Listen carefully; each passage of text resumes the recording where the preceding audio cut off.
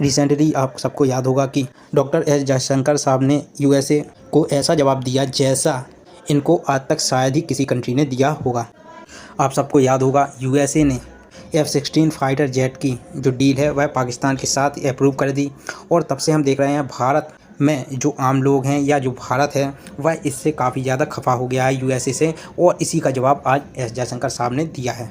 Doctor Jaishankar साहब ने categorically ये कहा कि ये आतंकवाद की एनालॉजी देखकर आप किसी को बेवकूफ़ नहीं बना रहे हैं, दुनिया देख रही है, हम देख रहे हैं कि आप लिटरली पाकिस्तान को वापस आर्म कर रहे हो। F-16 फाइटर जेट आतंकवाद से लड़ने के लिए आवश्यक नहीं है। ये F-16 फाइटर जेट जो हैं ये इंडिया के अगेंस्ट ही यूज होने वाले हैं।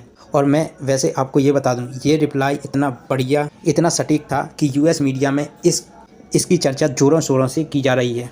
यूएस मीडिया ने खुद इंटरलाइज किया कि किस तरीके से इंडिया ने यूएसए की हिपोक्रेसी को दुनिया के सामने ओपन कर दिया है।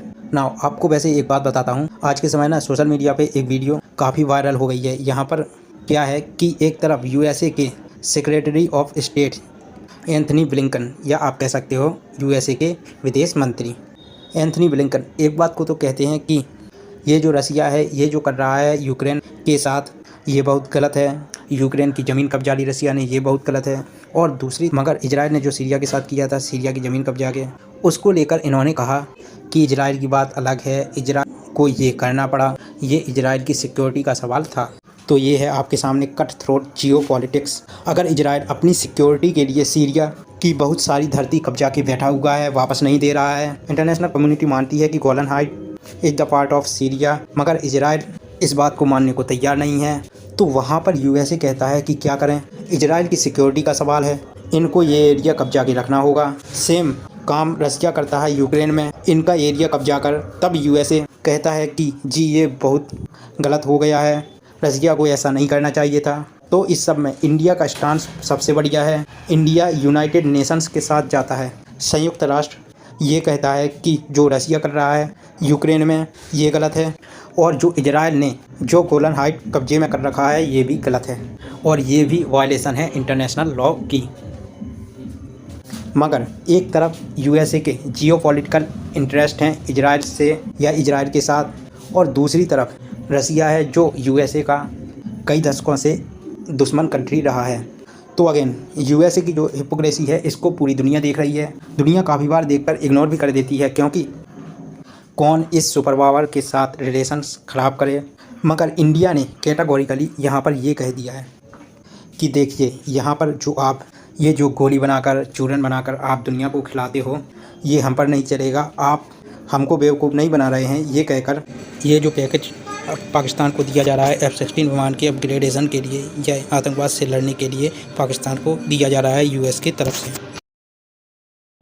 और जयशंकर साहब की ये बात सुनकर ऑब्वियसली यूएसए को जवाब देना था, क्योंकि यह पहली बार है जब किसी विदेश मंत्री ने, अगेन चाइना का केस अलग है क्योंकि चाइना में यूएसए के अगेंस्ट जियो पॉलिटिकल एनिमिटी है, वो हर इशू को लेकर यूएसए के खिलाफ बात करते हैं। मगर एक जेन्युइन तरीके से पहली बार देखा गया है कि एक देश के विदेश मंत्री ने प्रॉपर्ली यूएसए की हिपोक्रेसी को पॉइंट आउट किया है, और यूएसए ने फिर इसके जवाब में घूम पर यही बोल पाए ये लोग कि देखिए इंडिया ना ये ना समझे कि हम इंडिया पाकिस्तान को हम हाइपरनेट करके बैठे हैं। इंडिया यूएसए के लिए अलग लेवल की इम्पोर्टेंस रखता है, पाकिस्तान के साथ यूएस के रिलेशन बिल्कुल अलग हैं। हम कभी ऐसा नहीं सोचते कि रसिया के अगेंस्ट इंडिया ने सैंक्शंस नहीं लगाए, रसिया के अगेंस्ट इंडिया कुछ बोला नहीं, तो उसके रिस्पांस में ना हम इंडिया को दंडित करने की लिए हम पाकिस्तान की हेल्प करना स्टार्ट कर देते हैं। ये इनका इस पूरे मामले में कहना है यूएस का। USA by the way officially कह चुका है कि ये जो पाकिस्तान को ऑफ़र दिया गया है ये इंडिया को सबक सिखाने के लिए नहीं दिया गया है, ये इनका अलग से निर्णय था। तो यूएसए ने अभी भी ये जो F-16 के मेंटेनेंस का जो पैकेज है इसको विथड्रॉ नहीं किया। बस एक बात दोहराई है कि भारत ये बात समझे कि पाकिस्तान के साथ यूएसए के इंटरेस्ट बहुत लिमिटेड है। यूएसए की इंडिया के साथ जो पार्टनरशिप्स है यह अलग लेवल की है, और इनका कहना ये है कि यूएस के जो वर्तमान में जो प्रेसिडेंट है जो बाइडन, ये पहले ही कह चुके हैं कि हमारे जो इंडिया के साथ जो पार्टनरशिप है यह सबसे ज़्यादा इम्पोर्टेंस रखती है यूएसए के लिए। इसलिए अमेरिका ये मानता है कि इंडिया यूएस की जो पार्टनरशिप्स है यह इस दुनिया की यूएसए के लिए मोस्ट इम्पॉर्टेंट पार्टनर। और इस पर यूएसए का आगे कहना यह है कि हमने टर्की पर, जो कि नेटो का पार्ट है, उस पर हमने सैंक्शन लगा दिए S-400 को लेकर, लेकिन हमने इंडिया पर, जो ना तो नेटो का पार्ट है, उस पर हमने कोई भी सैंक्शन नहीं लगाए हैं S-400 की डील को लेकर। तो इन शॉर्ट अगर मैं कहूँ तो यूएसए का यहाँ पर कहना यही था कि इंडिया पाकिस्तान के साथ जो हमने डील की है F-16 फाइटर जेट के लिए जो पैकेज लॉन्च किया है, वह इंडिया को सबक सिखाने के लिए नहीं किया है। वो हमने सिर्फ और सिर्फ पाकिस्तान को आतंकवाद से लड़ने के लिए ही यह पैकेज लॉन्च किया है और यह पैकेज दिया है। तो आप ये मत समझिए कि ये अमेरिका ने भारत को सबक सिखाने के लिए ये पैकेज अप्रूव किया है ना। इस सब के बीच में मैं नोटिस ये कर रहा था कि पाकिस्तान इसके बारे में क्या सोचता है, पाकिस्तान किस तरीके से व्यू कर रहा है इंडिया की स्टेटमेंट को, क्योंकि लिटरली यहाँ पर मेन जो इशू है ये पाकिस्तान की एयरफोर्स के F-16 फाइटर जेट है।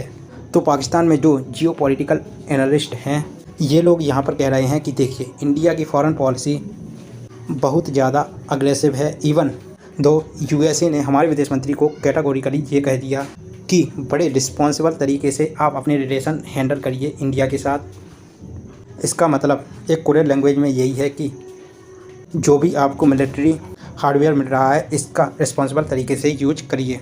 उसके बाद भी इंडिया बार बार प्रेशर डाल रहा है यूएसए पे कि यूएसए इंडिया के इंटरेस्ट के अगेंस्ट काम कर रहा है। तो ये सब देखकर पाकिस्तान में इमरान खान वाली बात फिर से डिस्कस की जा रही है कि काश ये लोग भी इस टाइप के रिलेशन मेंटेन कर पाते यूएसए के साथ, मगर इनकी इकोनॉमी और इनकी करप्ट मिलिट्री की वजह से ये लोग ऐसा कर नहीं पाते। और आप लोगों को मैं बता दूं कि अगर आप इंडियन पर्सपेक्टिव से सोच कर देखो तो ये जो F-16 का जो पैकेज है इसको यूएसए रोल बैक तो नहीं करने वाला, मगर इंडिया ने एक बात क्लियर कर दी है यूएसए को कि जब भी आप कुछ ऐसा स्टेप लोगे तो इंडिया की तरफ से कुछ ऐसी प्रतिक्रिया आएगी आपके लिए। तो फ्यूचर में आप सोचकर ऐसे कुछ स्टेप लीजिए।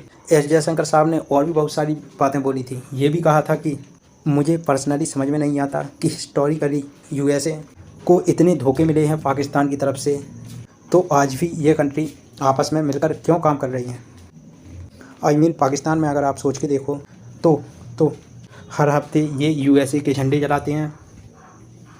इनके most famous leader Imran Khan अपनी जनता को ये बताते हैं कि देखो यूएसए ने मेरी सरकार गिरा दी। यूएसए के प्रति बहुत गुस्सा है पाकिस्तान में। तो तब भी कुछ सेंस बनती नहीं है कि यूएस पाकिस्तान की एयरफोर्स की मेंटेनेंस करे। अब फाइनली बात तो यही निकल कर आती है कि इंडिया को ये सारी बातें बोलने के बाद भी यहाँ पर कुछ मिला तो नहीं है यूएसए, लेकिन इंडिया ने यहाँ पर एक बात क्लियर कर दी है यूएसए को, फ्यूचर में आप जो भी स्टेप्स लेंगे, खासकर इस तरह के जब आप स्टेप्स लेंगे तो आप एंटिसिपेट करके चलिएगा कि भारत की तरफ से भी उसके बारे में रिएक्शन आएगा।